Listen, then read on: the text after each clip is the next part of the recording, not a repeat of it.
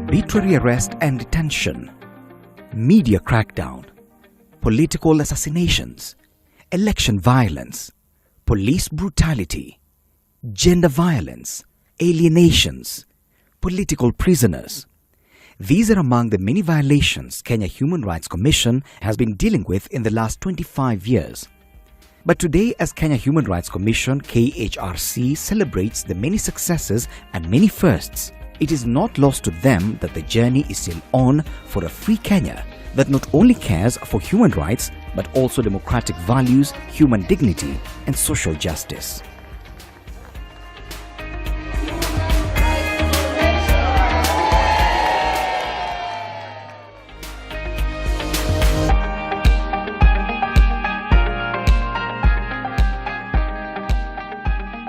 Human rights have been under threat for a long time in Kenya.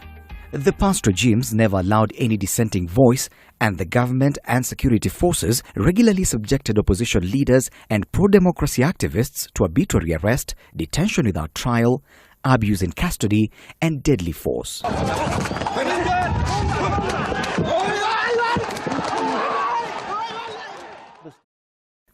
To protect and fight for human rights, 5 Kenyans, while in exile, formed the Kenya Human Rights Commission, KHRC. The 5 Kenyans included Professor Makau Mutua, Mr. Maina Kiai, Dr. Willy Mutunga, Honorable Kiraito Murungi, and Professor Peter Kareithi. They formed the commission and registered it in Washington, D.C. in 1991. The commission was registered in Kenya in January of 1994 with a vision to secure human rights states and societies.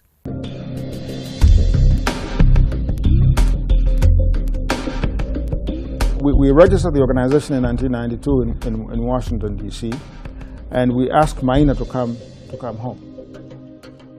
In 1993, soon after the elections, we organized our very first demonstration. We thought the best way to do it then, let's now do something different. Instead of simply protesting, let's take coffins of those people who were killed and take it to Vigilance House. We are walking to Vigilance House, carrying coffin. The police open, and they tell us, you take that coffin away. He said, no, you killed the man, you go bury him.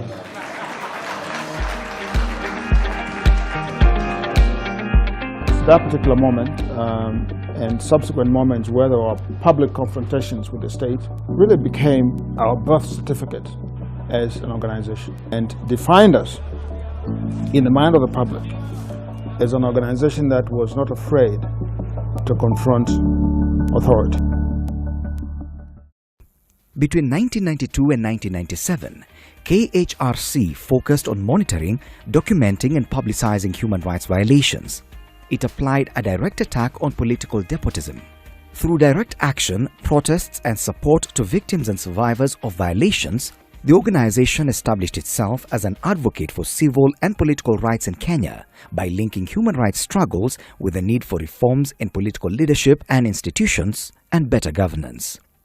In the early 90s, organizations through which political dissent could be channeled was mainly practiced in universities. Because of the difficulty of registration, people who wanted to dissent had gone underground, and they would be producing pambana and those types of things and being charged with sedition. So KHRC being registered brings on board political dissidents for them to exist and to live and let live.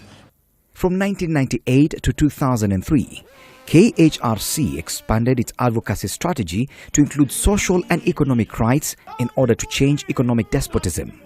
This resulted in a radical shift in approach that led to the Commission developing capabilities of those affected by human rights problems to advocate for their rights.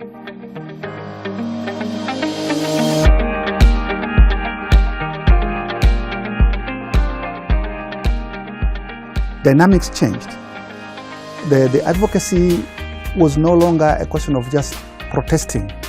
So the time had come to expand the work of the Kenya Human Rights Commission into economic, social and cultural rights. Flower farms, for example, and EPZ zones were examples of this, where we expanded to make sure that worker rights were not violated. Leo Del Monte is one of the most compliant companies Mambo ya majibu wa kula watu yameisha, mambo ya watu kutupwa katika vidimbwi za maji yamekwisha. Just because after KHRC and the other 22 partners walipomaliza, Ndula Resource Center has been there to safeguard and consolidate the gains. Due to our intervention and advocacy work with KHRC, we successfully penetrated into the community, grassroots communities, and mobilized till they realized their rights to get IDs and other registration documents successfully. ID hapo wajeri vijana tumekosa ID sana. Lakini hivyo sasa hata mimi nilikuja nikapata ID. Unajisikia Mkenya, unajivunia kuwa Mkenya, uko na hii ID, hata ukiingia mahali kuuliza job unaulizwa ID yako utatoa. Nilikuwa na idea nisaidie kupitia Kenya yote. Naweza pata job, naweza fungua account. Na zamani nilikuwa sina account yoyote ajili ya ID. Nashukuru sana kwa niaba ya jamii Ogiek kwa hii shirika la Human Rights Commission. Hawa ndio waliweza kunipeleka mimi katika Kenya African Commission kule Bajul, the Gambia, na tuliweza kwenda kutetea mambo za jamii Ogiek. Na baada ya kutetea jamii za Ogiek ikawa wakatupatia provisional measures, na kwa ukweli kesi tulishinda na tulifurahia. Kwa hivyo mimi nahimiza kwamba katika Human Rights Body tunashukuru na tunaeleza kwamba waendelee kupatia nguvu jamii Ogiek. It invested in community-based human rights education and shifted its advocacy approach from reactive one-off activism to more nuanced processes, participation of those affected by specific human rights violations, and advancing reforms at policy and legislative levels. The Commission developed its first strategic plan for the period 1999 to 2003.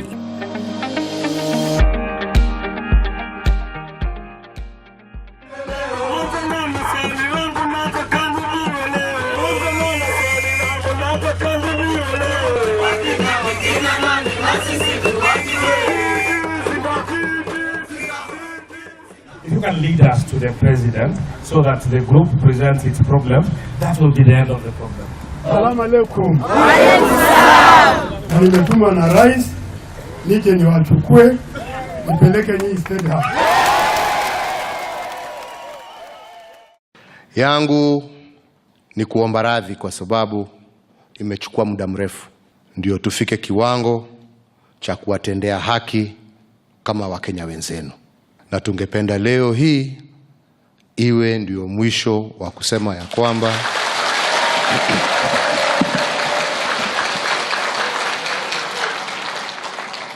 jamii hii sio Wakenya, jamii hii haiwezi kupata haki, haiwezi kutumikiwa kama Wakenya wenzao. Mtabebana na watu hawa, muhakikishe ya kwamba nikifika Mombasa Disemba, wawe kila mmoja ameweza kupata kitambulisho yake.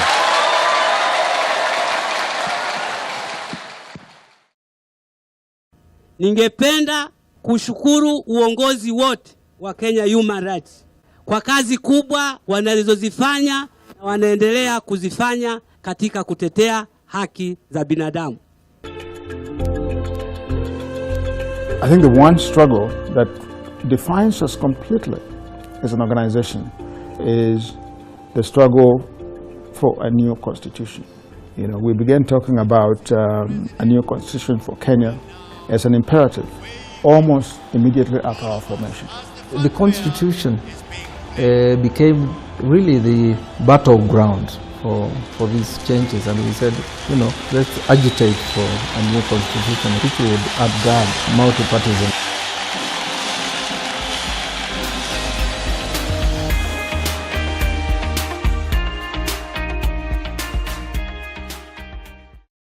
Between 2013 and 2015, KHRC in June of 2013, through its work in partnership with the Mau Mau War Veterans Association, the British government made a statement of regret for the torture suffered during the independence struggle in Kenya, entered into a settlement for over 5,000 victims of torture, and setting up a memorial in honor of victims of torture.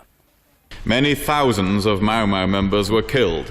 The colonial authorities made unprecedented use of capital punishment. The British government recognizes that Kenyans were subject to torture and other forms of ill treatment at the hands of the colonial administration. The British government sincerely regrets that these abuses took place and that they marred Kenya's progress towards independence. The mandate of KHRC has always been and still is to help in enhancing human rights-centered governance at all levels, and hence they will continue to agitate for 1. Resources to be distributed equitably to the benefit of all people, and that strategies and practices will always uphold fairness and social justice. State and non-state actors have an obligation to provide information and opportunities for meaningful citizens' participation in decision-making and access to resulting benefits. Therefore, people have a right to make decisions without coercion or constraint and are accountable for their choices. To this end, power and resources must be used with integrity and great responsibility. It is only through accountable governance that human rights can be protected and enjoyed by all. And 3. KHRC reckons that genuine democracy can never exist in a society that does not recognize its women and men as equals and that discriminates against individuals and groups based on their race, gender, religion, creed, health status, political opinion, ethnicity, sex, sexual orientation, or any other ground. 25 years have been at least fruitful, though with a lot of challenges. The next 25 will be more dynamic in an ever-changing digital age. KHRC will continue to advocate for a just and prosperous society where our unity is our strength. Kenya Human Rights Commission.